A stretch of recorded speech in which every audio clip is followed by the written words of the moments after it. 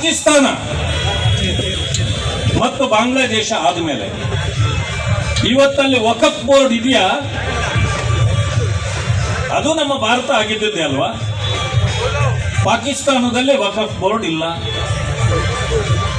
ಬಾಂಗ್ಲಾದೇಶದಲ್ಲಿ ವಕಫ್ ಬೋರ್ಡ್ ಇಲ್ಲ, ಹಿಂದೂಸ್ತಾನದಲ್ಲಿ ಯಾಕೆ? ಇದು ನಮ್ಮ ಪ್ರಶ್ನೆ, ಇದು ಮೂಲ ಪ್ರಶ್ನೆ ಆಗತ್ತೆ. ಓಕೆ, ಆದ್ರೂ ಆಗಲಿ, ಇದನ್ನು ಕೊಟ್ಟವರು ಯಾರು? ಪ್ರಥಮ ಪ್ರಧಾನಮಂತ್ರಿ ಈ ಭಾರತ ದೇಶದ ನೆಹರೂರವರು 1954ರಲ್ಲಿ ವಕಫ್ ಬೋರ್ಡ್ ಅನ್ನು ಕೊಡ್ತಾರೆ. ಯಾಕೆ ಕೊಡ್ತಾರೆ ಅಂತಂದ್ರೆ, ನಿಮ್ಮ ಕಬರಸ್ಥಾನಗಳನ್ನ ನೀವು ಭದ್ರ ಮಾಡ್ಕೊಳ್ಳಿ, ನಿಮ್ಮ ಮಸೀದಿಗಳನ್ನ ನೀವು ಭದ್ರ ಮಾಡ್ಕೊಳ್ಳಿ, ಆ ಜಮೀನುಗಳು ನಿಮ್ಮದು, ಇಂಥ ವಿಚಾರಗಳಿಗೆ ಕೊಡೋದು. ಆದರೆ ಇದು ಇವತ್ತು ಎಲ್ಲಿಗೆ ಬಂದಿದೆ? ರೈತರ ಆಸ್ತಿಗಳನ್ನ ಕಿತ್ತುಕೊಳ್ಳುವ ಮಟ್ಟಕ್ಕೆ ಬಂದಿದೆ. ನಾನು ಮತ್ತೊಂದು ಪ್ರಶ್ನೆ ಕೇಳಬೇಕು. ಇದು ಹಿಂದೂಗಳಿಗೆ ಸಂಬಂಧಪಟ್ಟ ವಕಫ್ ಬೋರ್ಡ್ ಅಲ್ಲ, ಇದು ಒಂದು ಧರ್ಮಕ್ಕೆ ಸಂಬಂಧಪಟ್ಟ ವಕಫ್ ಬೋರ್ಡ್. ನೀವು ಹೇಳ್ತೀರಿ, ಯಾರು ಅಲ್ಲಾಹನ ಪ್ರಾರ್ಥನೆ ಮಾಡ್ತಾರೋ, ಆತನ ಅನುಯಾಯಿಗಳಾಗಿದ್ದಾರೋ, ಅವರನ್ನ ಬಿಟ್ಟು ಬೇರೆಲ್ಲರೂ ಕೂಡ ಕಾಫೀರರು ಅಂತ ಹೇಳ್ತೀವಿ. ಕಾಫೀರರು ಅಂತಂದ್ರೆ ಏನು? ರಾಕ್ಷಸರು ಅಥವಾ ದೇವರಿಗೆ ಸಂಬಂಧ ಇಲ್ದಿದ್ದವರು, ಅವರೆಲ್ಲರೂ ಕಾಫೀರರು. ಕಾಫೀರರಿಂದ ನೀವು ಯಾವುದೇ ಗಿಫ್ಟ್ ತಗೊಳ್ಬಾರ್ದು,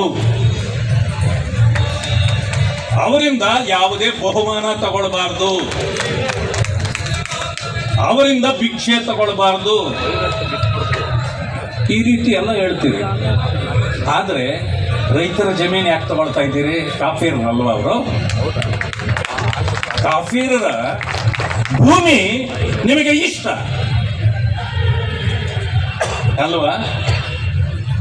ಇದು ಕಾನೂನು ಬಾಹಿರವಾದ ಒಂದು ವಕಫ್ ಬೋರ್ಡ್ ಇದೆ.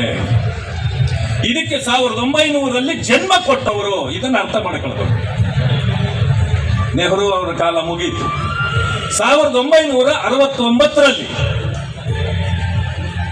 ಶ್ರೀಮತಿ ಇಂದಿರಾ ಗಾಂಧಿ ಅವರು ಪ್ರಧಾನಮಂತ್ರಿ ಇರ್ತಾರೆ. ಅವರೇನ್ ಮಾಡ್ತಾರೆ? ಅವರನ್ನು ಓಲೈಕೆ ಮಾಡಲಿಕ್ಕಾಗಿ ಅವರ ಆಸ್ತಿಗಳು ಎಲ್ಲೆಲ್ಲಿದೆಯೋ ಅದನ್ನೆಲ್ಲನೂ ಒಂದು ಆಸ್ತಿಗಳ ಸೆನ್ಸಸ್ ಮಾಡಿಸ್ತಾರೆ. ಅದಾದ ನಂತರ ಆ ಕಾಲದಲ್ಲಿ ಈ ರೀತಿ ವ್ಯವಸ್ಥೆಗಳಿರಲಿಲ್ಲ. ಒಬ್ಬ ಅಧಿಕಾರಿ ಒಂದು ಹಳ್ಳಿಗೋ, ಒಂದು ಪಟ್ಟಣಕ್ಕೋ, ಒಂದು ತಾಲೂಕಿಗೆ ಹೋದ್ರೆ ಅಲ್ಲಿ ಅವನಿಗೆ ಇರ್ಲಿಕ್ಕೂ ಜಾಗ ಇರ್ತಾ ಇರಲಿಲ್ಲ. ಯಾರ್ದೋ ಮನೆಯಲ್ಲಿ ಕುತ್ಕೊಳ್ಬೇಕಾಗಿತ್ತು. ಅದರ ಬದಲಾಗಿ ಅವ್ರೇನ್ ಮಾಡಿದ್ರು ಅಂದ್ರೆ, ಒಂದು ಮಸೀದಿಯಲ್ಲಿ ಕುತ್ಕೊಂಡ್ರು.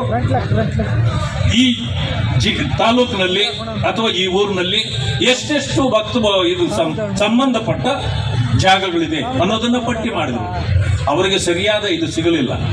ಕಾಟಾಚಾರಕ್ಕೆ ಮಾಡಿ ಅದನ್ನು ತಂದು ಕೊಟ್ಟರು.